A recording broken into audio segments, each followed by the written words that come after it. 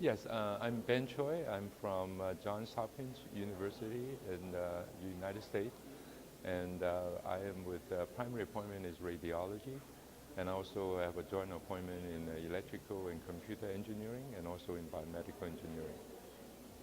What is the main idea of the talk? So my talk is about four-dimensional image reconstruction in emission tomography, and which include SPEC and PET. And the idea is that traditionally, emission tomography is a good molecular imaging technique. And particularly for the heart imaging, it will give you molecular imaging information such as perfusion and viability. But in terms of motion, it has been not a very good technique because of the noise.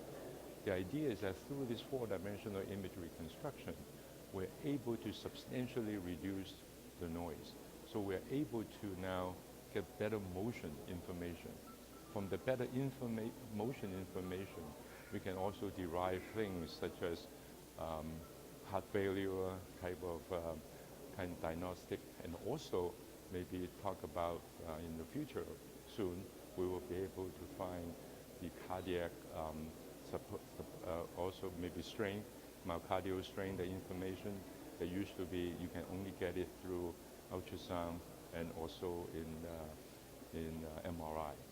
But if we are successful, that means that now we may be able to do so-called one-stop shopping. We'll be able to, from a PET scan or even a SPEC scan, we can get perfusion information and also motion information, such as even into in the cardiac myocardial strain type of information that you cannot get before. That hopefully also substantially reduce the medical costs and without going to multiple modalities. Okay. I want you to say a word about biomedical engineering, something to encourage biomedical engineering. Well, I think medical imaging right now becoming more and more one of the major biomedical engineering subspecialty now. I think a lot of people, students, are very interested in medical imaging because of it's a very multidisciplinary area that if you get into it, then you can utilize many type of talent that you can have, ranging from mathematics to physics to engineering, and of course, you also get into medicine and the biology now in the molecular imaging. So it's a very exciting area, and I think it's also expanding very fast. And for instance, give an example.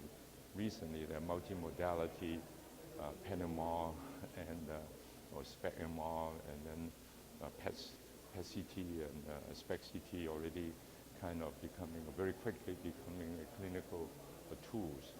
And I think the future is very bright. There's a lot of exciting, also like ultrasound and also combining ultrasound with MR, combining ultrasound with PET and SPEC are kind of exciting direction that we're going. I want you to tell me, how did you find Egypt? Oh, Egypt.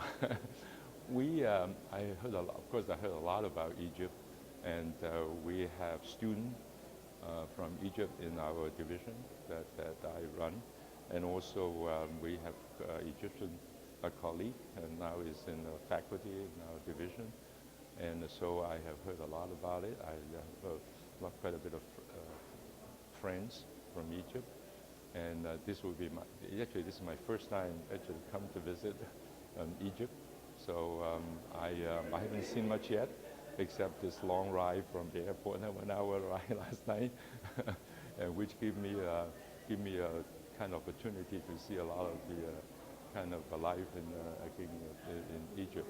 But I plan to stay a few days after the meeting. Hopefully I will see more about Cairo, and also I go to Luxor when my wife came, so we will take a few days off and see the great places in Egypt. Lovely. Thank you very much. Thank you. Thank you very much.